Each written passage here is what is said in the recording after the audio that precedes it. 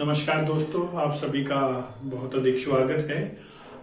प्यारे दोस्तों, आज हम एक जो मॉर्फोलॉजी के बड़े महत्वपूर्ण विषय की चर्चा कर रहे हैं, जो किसी भी कॉम्पिटिटिव एग्जाम के लिए, खासकर यूजीसी नेट के लिए, एसटेट के लिए या किसी भी यूनिवर्सिटी में शॉर्ट टाइप जो आंसर क्वेश्चन आते हैं 2-2 मार्क्स के, उनके लिए या 8 मार्क्स का भी अलग से पोर्शन बना के दे दिया जाता है, उसके लिए बड़ा इंपॉर्टेंट है।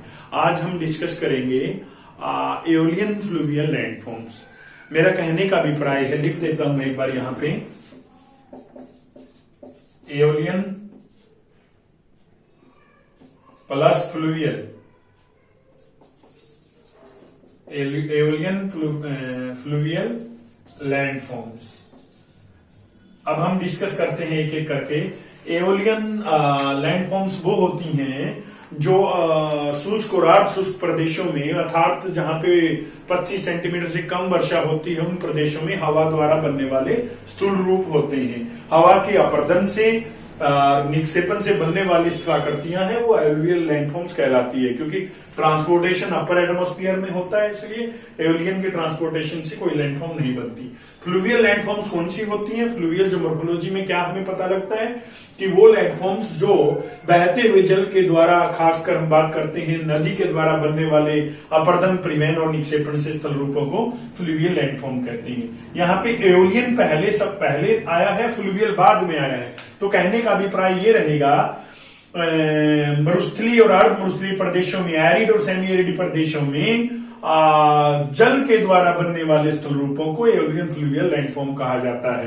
क्या होता है मरुस्थलीय प्रदेशों में, खासकर जैसे हम कहें राजस्थान है और दक्षिणी पश्चिमी हरियाणा है, वो प्रदेश जो सेमी एरिड प्रदेश रीजन में आते हैं या एरिड रीजन में आते हैं, जहां पे वर्षा कम मात्रा में होती है, वहां पे उन प्रदेशों के अंदर जब कभी भी असामयिक वर्षा होती है, अनटाइमली प्रिसिपिटेशन, हैवी प्रिसिपिटेशन होता है, तो मरुस्थलीय और अर्ध मरुस्थलीय प्रदेशों में जल द्वारा कुछ विशेष स्थल रूप नजर आते हैं, जिन्हें एओलियन फ्लूवियल लैंडफॉर्म्स कहा जाता है। इन प्रदेशों में बनने वाली जो लैंडफॉर्म्स है, उनमें मुख्य रूप से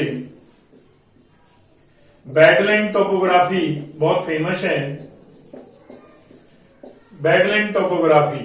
इसके अलावा हम कहें पेडिमेंट है। नंबर 3 बात करें बालसन है। नंबर 4 बात करें बजाड़ा है। नंबर 5 बात करें पलाया है। तो ये विभिन्न जो स्थलाकृतियां आपके सामने दिख रही हैं, इनको अलग अलग नाम से भी कई प्रदेशों में जाना जाता है। ये सभी के सभी एओलियन फ्लूवियल लैंडफॉर्म से आती है। सबसे पहला आता है बैडलैंड टोपोग्राफी।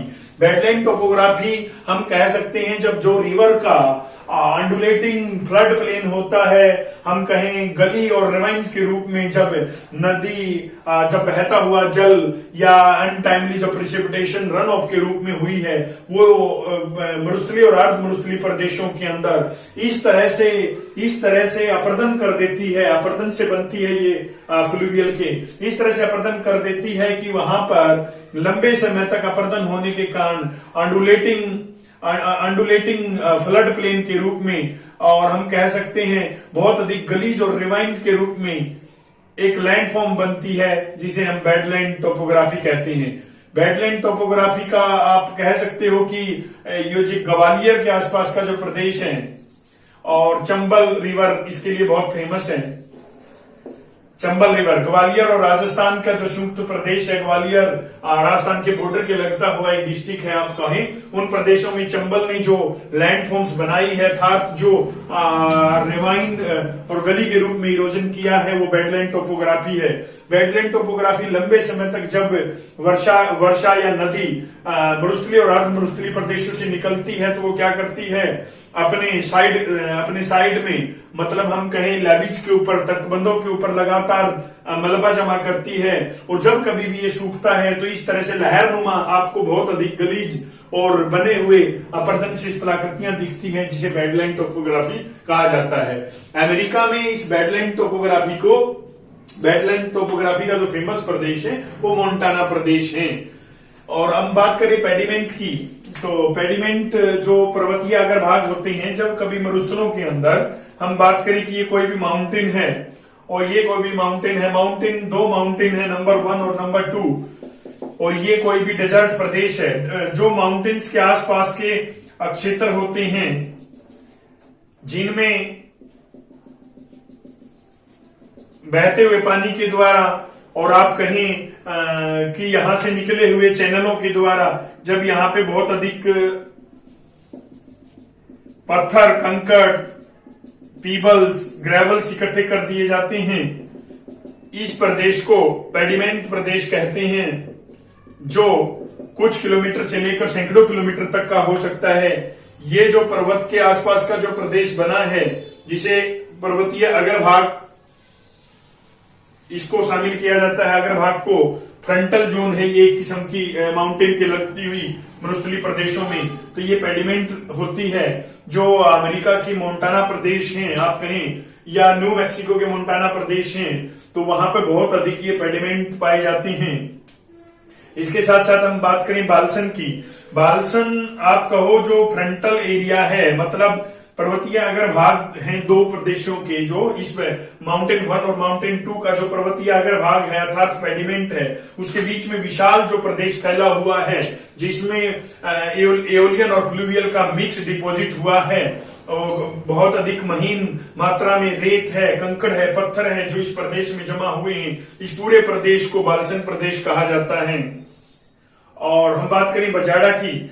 बजाड़ा जो बालसन प्रदेश के अंदर पर्वतीय अग्रभाग से, यहाँ पर जब क्या होता है, माउंटेन से कोई भी चैनल चलता है, कोई भी रिवर के रूप में या कोई भी जल चैनल के रूप में चलता है, तो वो अपने साथ महीन कणों को दूर तक उठा लेता है। यहाँ पर अलुवियल फैन का निर्माण करता है वो, और बहुत अधिक अलुवियल फैन जब आपस में मिलते हैं तो ये बजाड़ा का निर्माण करते हैं। ये जो प्रदेश है, अर्थात हम कहें कि ये जो यहाँ पे पलाया बनता है, पलाया एक टाइप की खारे पानी की झील होती है। पलाया और पेडिमेंट के बीच का जो प्रदेश होता है, पलाया और पेडिमेंट का दोनों तरफ से बीच का जो मिडल प्लेन होता है, उसे बजाड़ा कहा जाता है। बजाड़ा में अलुवियल फैन पाए जाते हैं और दूर हटते हैं। जिस तरह से हम बजाड़ा की बात करें, बजाड़ा जो पेडिमेंट के नजदीक होता है 8 से 10 डिग्री के स्लोप का होता है। जैसे जैसे ये पलाया के नजदीक जाता है तो ये 1 से 2 डिग्री के ढाल पे रह जाता है, 1 से 2 डिग्री का ढाल रह जाता है। पलाया की बात करें, पलाया हम कहें कि जो नदी माउंटेनियस प्रदेशों से या ऊंचे टीलों से जो पानी चला है, वो अपने साथ साथ बेडलैंड टोपोग्राफी का निर्माण करता है, पेडिमेंट का निर्माण करता है, और बालसन प्रदेश से बहते हुए, बालसन प्रदेश से आगे बहते हुए जहां कहीं भी जल इकट्ठा होता है, वो गहरा गड्ढा बना लेता है और यहाँ पे एक झील का निर्माण होता है, जिसे पलाया कहा जाता है। पलाया एक खारे पानी की झील होती है। हम राजस्थान के सांबर की बात करें, सांबर झील है, डिडवाना झील है, बड़ी फेमस है, आपने सुनी होगी, ये एक प्रकार की पलाया का ही एग्जाम्पल है। तो ये हमने एओलियन फ्लूवियल लैंडफॉर्म्स की हैं, जिसमें 5 मुख्य तौर पे आती हैं, जिनमें बेडलैंड टोपोग्राफी है। बेडलैंड टोपोग्राफी है जो आपको रेवाइंस और विलीज के रूप में एक अंडुलेटिंग हम कहें प्लेन नजर आता है। सूखने के बाद उबड़ खाबड़ जमीन जो नजर आती है, ये उसे बेडलैंड टोपोग्राफी कहा जाता है। चंबल बहुत फेमस है इसके लिए।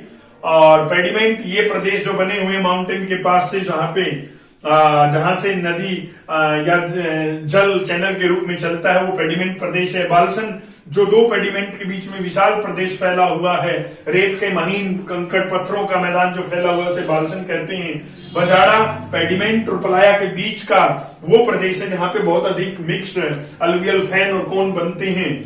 और पलाया एक खारे पानी की झील होती है, क्योंकि दोनों ओर से पानी ढाल के साथ अपलैंड से लोलैंड की ओर जाता है और किसी जगह के ऊपर, मिडल लोकेशन के ऊपर इकट्ठा होता है, एक झील का निर्माण करता है। खारे पानी की झील तो साल्ट लेक बनती है, जिसे पलाया कहा जाता है। सांबर और डिडवाना इसका बड़ा उदाहरण है। ये सवाल आपके कहाँ काम आएगा, जो एओलियन लैंडफॉर्म्स हैं, एमएससी के अंदर, एमए ज्योग्राफी के अंदर जो क्वेश्चन आता है, एओलियन लैंडफॉर्म का बड़ा हैवी क्वेश्चन माना जाता है, लार्ज आंसर टाइप होता है, big answer type, aeolian landforms, उसमें भी आप लास्ट के हिस्से में इसको डाल सकते हो। फ्लूवियल में आता है, वहां पे भी इसको लास्ट हिस्से में आप डाल सकते हो। एओलियन लैंडफॉर्म्स में ये ज्यादा कारगर रहता है। अलग से भी 8 नंबर में या किसी शॉर्ट क्वेश्चन के अंदर दे दिया जाता है। जिस तरह से क्वेश्चन आ जाता है, bajada landforms in made up by, वो आंसर में बहुत सारे मिलेंगे। ग्लेशियल मिलेगा, पेरी ग्लेशियल मिलेगा, कास्ट मिलेगा, एलियन प्लस फ्लूवियल मिलेगा, तो एलियन फ्लूवियल ये लैंडफॉर्म है। तो एक छोटे से विषय को आज हमने चर्चा की है जो बहुत अधिक महत्वपूर्ण भी है, साथ ही साथ आपके नॉलेज के लिए जरूरी है और कॉम्पिटिटिव एग्जाम के लिए बहुत अधिक जरूरी है। आपसे बहुत जल्दी फिर मुलाकात होगी, तब तक आप सभी का धन्यवाद।